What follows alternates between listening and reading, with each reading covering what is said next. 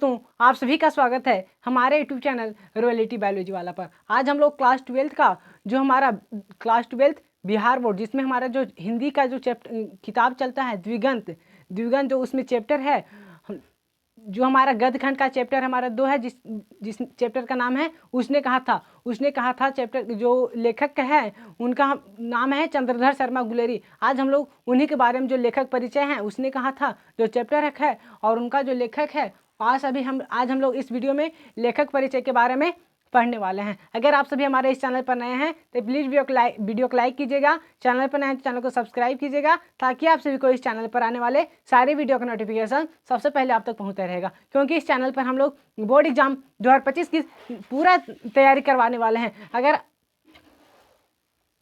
चंद्रधर शर्मा गुलेरी, इनका जन्म की अगर हम बात करते हैं, चंद्रधर शर्मा गुलेरी जी का जन्म की अगर हम बात करते हैं तो इनका जन्म 7 जुलाई 1883 ईस्वी में हुआ था। और इनका मृत्यु की बात करते हैं, इनका निधन जो हुआ था 12 सितंबर 1922 ईस्वी को हुआ था। उसने कहा था चैप्टर का नाम है और उनका जो लेखक है चंद्रधर शर्मा गुलेरी जी हैं। उनका जन्म की बात करते हैं 7 जुलाई 1883 ईस्वी में हुआ था और इनका मृत्यु की बात करते हैं तो 22 सितंबर 1922 ईस्वी को हुआ था। इनका जन्म स्थान की अगर बात करते हैं, इनका जन्म कहाँ हुआ था, इनका जन्म स्थान जयपुर राजस्थान में हुआ था। फिर इनका मूल निवास, यानी कि इनका मूल निवास कहाँ है, ये तो गुलेर नामक ग्राम, जिला कांगड़ा, हिमाचल प्रदेश में हुआ था। कहाँ हुआ था? गुलेर नामक ग्राम, जिला कांगड़ा, हिमाचल प्रदेश में हुआ था। इनका पिता के नाम बात करते हैं, इनका पिताजी का नाम था पंडित शिवराम। और इनके शिक्षा की अगर बात करते हैं तो बचपन में संस्कृत की शिक्षा बचपन में इन्होंने संस्कृत की शिक्षा की। फिर 1899 से इलाहाबाद तथा कोलकाता विश्वविद्यालय से क्रमशः एंट्रेंस तथा मैट्रिक 1901 ईस्वी में। बचपन में संस्कृत की शिक्षा 1899 ईस्वी में इलाहाबाद तथा कोलकाता विश्वविद्यालय से क्रमशः एंट्रेंस तथा मैट्रिक 1899 ईस्वी में इन्होंने मैट्रिक किया, 1901 ईस्वी में कोलकाता विश्वविद्यालय से इंटरमीडिएट किया और 1903 ईस्वी में इलाहाबाद विश्वविद्यालय से बीए किया। बहुत ही महत्वपूर्ण डेट है, आप सभी इसे याद कीजिएगा, यहाँ से क्वेश्चन हमेशा पूछा जाता है। 1899 ईस्वी में इन्होंने क्या किया? मैट्रिक किया। 1901 ईस्वी में इन्होंने इंटर किया और 1903 ईस्वी में इन्होंने बीए कंप्लीट किया। उसकी बात करते हैं इनका वृत्ति की अगर हम बात करते हैं तो 1904 ईस्वी में जयपुर दरबार की ओर से खेतड़ी के नाबालिग राजा जयसिंह के अभिभावक बनकर मेयो कॉलेज अजमेर में आ गए। नाबालिग राजा जयसिंह के अभिभावक बनकर मेयो कॉलेज अजमेर में आ गए। जयपुर भवन छात्रावास के अधीक्षक 1916 ईस्वी में इन्होंने संस्कृत विभाग के अध्यक्ष रहे और फिर अंतिम दिनों में मदन मोहन मालवीय के निमंत्रण पर बनारस हिंदू विश्वविद्यालय में प्रचार विभाग के कार्यवाहक प्राचार्य तथा महेंद्र चंद्र नंदी पीठ के प्रोफेसर बने। उसके बाद इनके संपादन है, जैसे कि समालोचन, काशी नगरी, प्रचारिणी पत्रिका। उसके बाद इनकी बहुत सारी रचनाएं हैं, जैसे कि है इनके बहुत सारे कहानियां, जैसे कि सुखमय जीवन जो कि 1911 ईस्वी में हुआ था। ये सभी जो डेट है ये सभी याद रखिएगा, क्योंकि यहाँ से हमारे बिहार बोर्ड में बहुत सारे क्वेश्चन, जितने भी ऑब्जेक्टिव क्वेश्चन पूछा जाता है वो सारे यहीं से बनाया जाता है। तो इनका कहानियाँ सुखमय जीवन इनका कब पब्लिश किया गया था? 1911 ईस्वी में। फिर इनका दूसरा है बुद्ध का कांटा, जो कि 1911 ईस्वी में इसको पब्लिश किया गया था। और उसने कहा था, जो कि हम लोग इसी चैप्टर के बारे में पढ़ने वाले हैं इस किताब में, द्विगंत क्लास 12 बिहार बोर्ड, इसने 1915 ईस्वी में उसने कहा था। कब पब्लिश किया गया था? 1915 ईस्वी में। इनका प्रचार विद्या, इतिहास, पुरातत्व, भाषा विज्ञान और समसामयिक विषयों पर निबंध लेखन, कछुआ धर्म, मोरिस मोही कुठाव, पुरानी हिंदी, भारतवर्ष, डिंगल, संस्कृत की टिप्पणी, दीवाना प्रिय आदि प्रमुख निबंध इनके हैं। इनके अतिरिक्त अनुवादों की बाढ़, खोज की खाज, क्रियाहीन हिंदी, वैदिक भाषा में प्राकृत आदि टिप्पणियों भी प्रकाशित की है। अंग्रेजी में इन्होंने a poem by Bhasa, A commentary on पाषाण कामसूत्र, द लिटरेरी क्रिटिज्म आदि निबंध। अंग्रेजी में इन्होंने बहुत सारे निबंध लिखे हैं, जैसे कि ए पोएम बाय भास, फिर अ कमेंट्री ऑन पाषाण कामसूत्र, द लिटरेचर क्रिटिज्म आदि निबंध, ये सारे से जी वो लिखे हैं। फिर इनकी बात करते हैं, चंद्र शर्मा गुलेरी 20वीं सदी के प्रथम चरण में हिंदी गद्य साहित्य के एक प्रमुख लेखक थे। वे अपनी समय में हिंदी, संस्कृत, अंग्रेजी आदि भाषाओं के प्रचंड विद्वान थे। प्रकृति, अपभ्रंश आदि भाषाओं में भी उनकी गहरी गति थी। पुरातत्व, इतिहास, भाषाशास्त्र आदि विषयों का उनका ज्ञान अपने समय में अद्यतन और तलस्पर्शी माना जाता था। साहित्य के अतिरिक्त अपनी अभिरुचि के अन्य विषयों पर उन्होंने हिंदी में निबंध, लेख, टिप्पणियां बराबर लिखी है। वे द्विवेदी युग के एक प्रमुख निबंधकार और बहुमान्य विद्वान थे। कौन से युग के थे? उसने कहा था चंद्रधर शर्मा गुलेरी जो थे वह हमारा कैसे कौन से युग के थे? यहाँ क्वेश्चन पूछा जाता है। द्विवेदी युग के प्रमुख निबंधकार और बहुमान्य विद्वान थे। गूढ़ और विदग्ध ह्रास, परिहास तथा व्यंग्य से परिपूर्ण अपनी कलात्मक भाव शैली को देखते हुए अपने समय में से बहुत आगे दिखाई पड़ते हैं। वस्तुतः वे अपने युग के अत्यंत प्रतिभाशाली और समर्थ लेखक थे।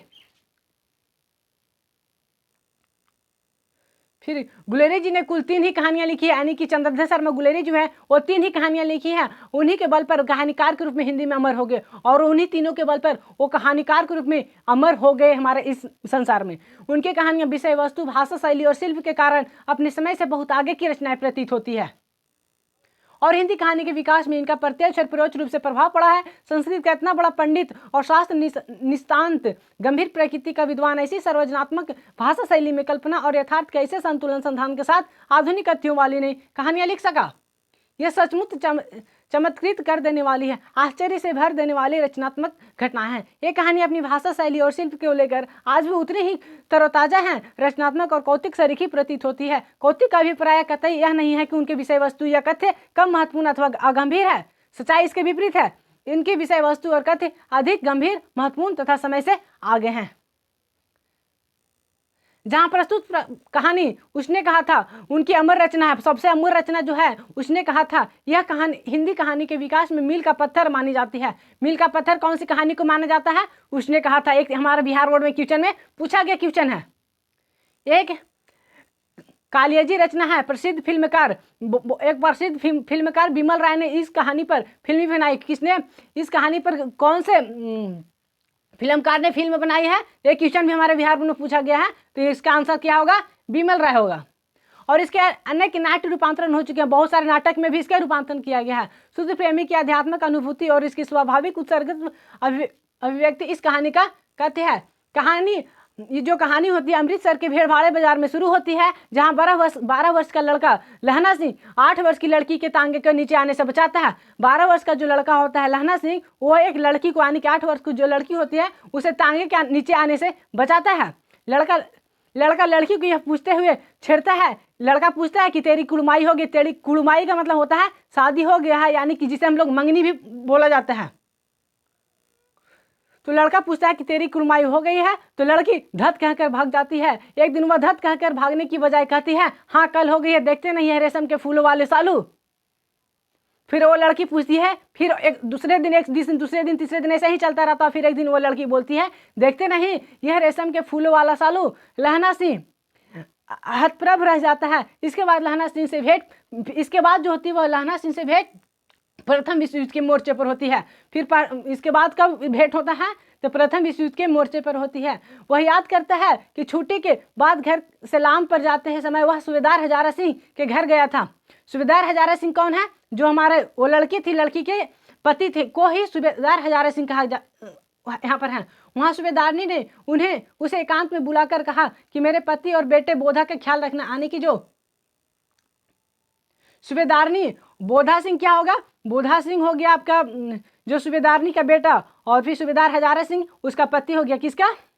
तो जो लड़की थी, लड़की का क्या नाम है? सूबेदारनी। तो जो लड़की बोलती है युद्ध में जा रहा था, तो वहीं पर वो लड़की बोलती है कि हमारे बेटे और सूबेदार हजारा सिंह का ख्याल रखना।